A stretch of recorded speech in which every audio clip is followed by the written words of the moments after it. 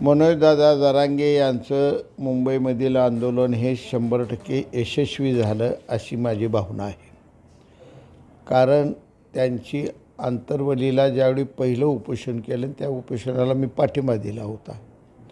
यातली भावना माझी अशी होती की आज माझं स्वतःचं जो उदाहरण घ्यायचं झालं तर माझ्या वडिलांना 200 एकर जमीन होती आणि आज माझ्या वाट्यालाच त्यातली हळूहळू करत हे आता 15 एकरावर आलो आहे आम्ही.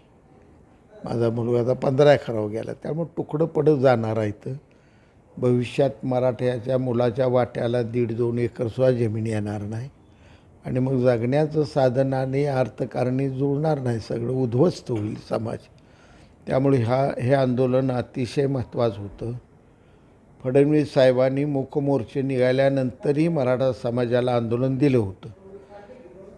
मनोजदादांच्या या आंदोलनाला शिंदे साहेबांनीही आरक्षण दिलं होतं.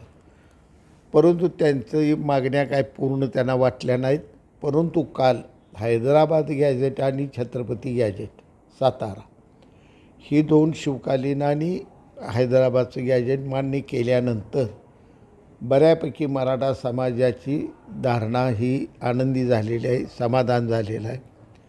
ओबीसीवर अन्याय का नाही तर मुळातच तुम्ही अगोदर कुणबी मराठ्याला आरक्षण दिलेलं आहे.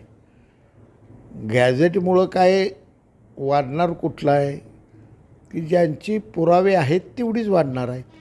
ज्यांचा पुरावा नाही त्यांचा संबंध नाही. मग पुरावा कुणबी असून तुम्ही आरक्षण द्यायचं नाही हे अन्याय मराठ्यावर होत नाही का? ज्यांच्याकडं पुरावा आहे. आता तो एक तर तुम्हाला 15 ऑगस्टला स्वातंत्र्य देशाला मिळालं, पण हैदराबादला स्वातंत्र्य वर्षभर नंतर मिळालं ना. आणि ते दप्तर त्यांचं सगळं आहे आपल्याकडे इंग्रजाचं राज्य होतं, त्यांच्याकडं निजामाचं राज्य होतं हैदराबादच्या. त्यामुळं ते गॅजेट ते दप्तर हे ग्राह्य धरलं पाहिजे. तो देशातला आपल्या भाग आहे, देशाबाहेरची माणसं नाही. त्यामुळं हे गॅजेट मान्य करणं हे चांगला निर्णय झालेला आहे. शिंदेसाहेब, फडणवीस साहेब, अजितदादा एकजुटीने केलेला आहे. वारंवार कधी शिंदेसाहेबाला उचलून धरणं, कधी फडणवीस साहेबांना उचलून धरून यांच्यात मतभेद निर्माण करणं, अजितदादा कुठं दिसत नाही म्हणणं, ही जी चाललेला उद्योग आहे नारळा झाडाखालचा, त्याचा झाड बंद केलं आहे त्यानं, जरा घरात गेलेला दिसतोय बोलाय, तर ती बंद करावं. संजय राऊतांना असली भांडणं लावू नको. तुझ्या 100 पट हुशारी ती गवी आहे ती. तू यांच्या पासांगाला राजकीय बुद्धीत पोचत नाही. त्यामुळे हिचला प्रयत्न करू नको. आजचं सकाळ शिंदेसाहेबांच्या सरकार तर 2.5 वर्षाचं दैदिप्यमान सरकार म्हणून त्याची कारकीर्द गाजलेली आहे. कुणालाच नाकारून चालणार नाही. आणि आजचंही सरकार चांगल्या पद्धतीने काम करते. आर्थिक अडचणीतून बाहेर निघायला लागलं आहे आणि काम चांगलं होईल ह्यात काय अडचण नाही. तुम्ही हैदराबाद तुमच्यात ज्यावेळी घेतलं त्यावेळी संविधान त्यांना तुम्ही दिलं ना. आता मग त्यांचं दप्तर बी घ्या ना ताब्यात, संविधानात मिसळा ना. मग तुम्ही तो भाग मिसळला, निजाम घालवली, देशात आणला म्हणजे संविधान आलं. मग संविधानात तुम्ही तो भाग आल्यानंतर, भारत देशात तो भाग आल्यानंतर भारत देश त्यांचं दप्तर बी भारत देश या दप्तरात मिसळा ना. ती दप्तर निजाम आहे तिथं कुलपात ठेवता आणि ती फक्त तुम्ही आमच्यात आला, ही कुठला अन्याय होईल ना त्या मराठवाड्यावर. त्यामुळं मराठवाड्याला हैदराबादच्याच दप्तरावर न्याय द्यावा लागेल. कुठल्याही गोष्टीचा आरक्षण असो नाही, त्यांची कोणतीही गोष्ट किंवा जात न्याय गणना उद्या असो काय असो, हैदराबादचं दप्तर आणि इकडे छत्रपतींचं दप्तर सातारचं आपलं, ही कोकण पश्चिम महाराष्ट्र या शिवराज्याचं दप्तर विचारातच घ्यावं लागेल. ह्या 2 गोष्टी तुम्हाला डावलता कधी कुठल्याच बाबतीत येत नाही. त्या आरक्षण काय कोणतीही गोष्ट आहे ह्याचा तुम्हाला विचारात संविधानाबरोबर ही 2 दप्तरं जोडावी लागणार आहेत. आजपर्यंतच्या मुख्यमंत्र्यांना हे काय जमलं नाही का? त्यांनी अभ्यास कमी केला का? त्यांचा अभ्यास नीट नव्हता. मुळातली ह्यात राजकीय महत्त्वाकांक्षा लागते. एक तर मुखमोर्चाला फडणवीस साहेबांनीच आरक्षण दिले हे सत्य. नंतर जरांगे दादांच्या उपोषणाला शिंदे साहेबांनी अतिशय चांगला मार्ग काढून विजय उत्सव वाशीला करून आरक्षण दिलं. आणि आता पुन्हा हे आरक्षण फडणवीस, शिंदेसाहेब, अजितदादा या तिघांनी दिलेलं आहे. ह्यात अडचण नाही. आणि त्यामुळे ही एकजुटीने निर्णय असतात आणि एकजुटीने ह्या तिघांनी निर्णय घेतलेला आहे. यात खास करून जे उपसमिती होते राधाकृष्ण विखे पाटील, उदय सामंत, माणिक कोकाटे ह्या लोकांनी ह्यात चांगलं काम केलेलं आहे.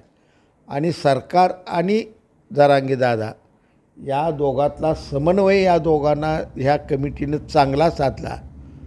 आणि राधाकृष्ण विखे पाटील संयमी स्वभावामुळं आणि उदय सामंतच्या सरळ मार्गी स्वभावामुळं मनोजदादांनी सुद्धा ह्या दोन नेत्यांचं म्हणणं शांतपणे विचारात घेऊन हा आम्हाला न्याय दिला. त्याबद्दल त्यांनी बी आभार मानलेले आहेत. मराठा आरक्षणाचे अभ्यासक असतील किंवा न्यायमूर्ती BJ कोळसे पाटील असतील त्यांना हे मान्य नाही. त्यांचं म्हणणं की हे आरक्षण बोगस दिलेलं हे टिकणार नाही आणि 4 टेबल तुम्हाला फिरवायला लागणार. डॉक्युमेंटमध्ये तुम्ही हरियाणाला 7 प्रकारचे पुरावे द्यायचे.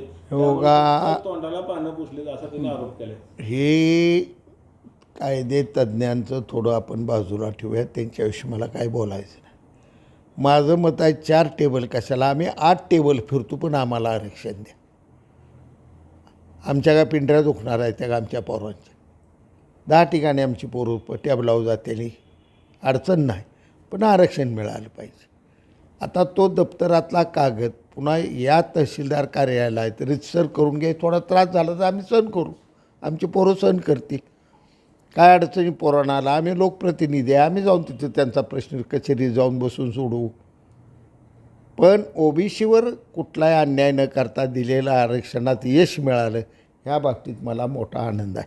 पण एवढं जर सोपं असतं तर इतके दिवस काय आरक्षण मिळालं नाही? अगदी अर्ध्या तासामध्ये GR काढला गेला. आजपर्यंत काय असं निघालं नाही. GR 4 वेळा मुख्यमंत्री होते. अर्धा तासात GR निघाला हे एक दर्शनी रूपात तुम्ही म्हणता असं होत नसतं. आंदोलन ज्या दिवशी झालं तिथूनच GRचा अभ्यास चालू आहे. फक्त उपसमिती गेल्यानंतर दादांचं म्हणणं, मनोजदादांना काय म्हणायचं आहे आणि सरकारमधल्या चर्चा काय ह्याचा समन्वय साधून फोनाफोनी होऊन मग GR टाईप झाले. त्यामुळे ती काय अर्ध्या तासात झाली नाहीत, 8 दिवसाच्या अभ्यासातनं ते झालेत. फक्त आंदोलन संपवायसाठी मग आजच करू त्यांनी सांगितलं मला द्या आता तासात. म्हणून दादानी मागणी केली, देणार आहे ना मग GR मला द्या. GR दिला गव्हर्नमेंटनं. संजय राऊतांनी आरोप केला. मी आमचा मित्र लक्ष्मण हाके आणि त्यांच्या जोडीदार कोण आहे ती माझी ओळख नाही, दोघांनी फाडल्याला बघितलं TV ला.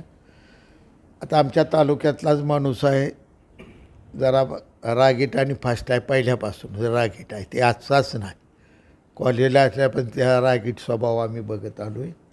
गडबड करू नका, तुमच्यावर अन्याय झालेला नाही. GRचं वाचन लगेच हाकेचं कसं झालं तासातच. तुम्ही त्या GRचे परिणाम होत असताना OBCवर अन्याय होतोय वाटलं. सरकार पुढे या नाही, ह्या GRमुळं आता इथं बघा आम्हाला धक्का बसला. त्यावेळेस सरकार तर काय मार काढेल. परंतु मराठा कुणबी मराठा हे जर त्या गॅजेटमध्ये असेल तर त्याला कुणबी मान्य करा ना. आता तुम्हीच म्हणला याला कुणबी OBCत. त्यावेळेस हाके बी नव्हता, जन्मन माझाही नव्हता, त्याच्या आधी ती कुणबी मान्य केला. मग कुणबी एकदा मान्य केला आणि त्या गॅजेटमध्ये कुणबी घावला तर आता मी आरक्षणाला धडपडत नाही. खरं सांगू का, संभाजी कोंडीबा पाटील, कोंडदेव पाटील माझे आजी, आम्ही जरा आमच्या कुटुंबात सगळीच नावं शिवकाली नाहीत. कुणबी आहे पुढं, पण आम्ही ते काय प्रयत्न केला नाही. आणि हे मला कळून 20 वर्ष झालं. माझ्या आई किल्ली बाजू कदमांची, त्यांना दाखले त्या 20 वर्षापूर्वी मिळालेत ना. आमचा एक भाचा आता फौजदार आहे, त्याला कुणबी दाखला मिळाला, पण ती ओपनमधनंच सिलेक्ट झाला. त्याला त्या दाखल्याची काही गरज भासली नाही, पण त्याला दाखला मिळाला होता 20 वर्षापूर्वी. OBCवर अन्याय झालेला नाही. ह्यांना जे हो का पुढारपण करायचं म्हटल्यावर काही बी करता येतं, त्याला काय अर्थ नाही. 2-3 महिने थांबा, त्या गॅजेट बाहेर येऊ द्या, गॅजेटचं काय परिणाम होते बघा, मग बोला की. भुजबळ साहेबांनी समजून घे पाहिजे. ज्येष्ठ माणूस आहे, बोलणं आमच्यासारख्याची अडचण आहे. भुजबळ साहेबांनी समजून घे पाहिजे.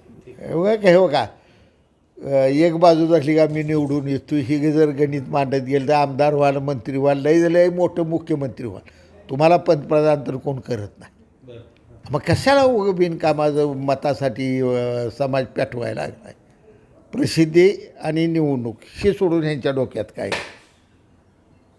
आता एवढी आंदोलनं झाली एवढे, एक माझं मत पारंपरिक 40 वर्षाचं एक ओबीसी मत माझ्या विरोधात गेलं नाही एका बूथवर. मग माझा बूथचा अभ्यास आहे नाही आमच्या ओबीसीने, बापू आमचाही म्हणते ती आमची ओबीसी हाडाला हाड जुळल्याला आहे ना, सुखदुःखात आम्ही आहे.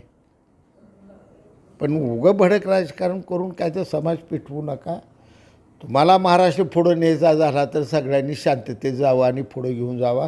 महायुती सरकारनं फडणवीससाहेब, शिंदेसाहेब, अजितदादांनी घेतलेला निर्णय चांगला आहे, सगळ्यांनी आनंदानं मान्य करावं. नाही मी टी व्हीवर एकाग्र चित्तानं ही सगळी बैठक बघितली फलटणमध्ये. मी मुंबईला चाललो होतो, परंतु मला फोन आला की मार्ग निघायला लागला. म्हटलं मी गाडी वळवून फलटणच्या निंबाळकरांच्या टी व्हीवर जाऊन बसलो आणि बारीक सगळं बघितलं. अशी मला तर काय व्यक्तिगत कुटुंबाग ह्यांनी यावं. राधाकृष्ण विखे पाटील, उदय सामंत यांच्या कमिटीवर कोकाट्यांच्या समाधानी होते मनोजदादा. ते हट्टी नाहीत. मनोजदादाचा आत्मा तरपडतो मराठ्यांच्या लेकरासाठी. व्यक्तिगत काय त्या माणसाला यात लागणार आहे.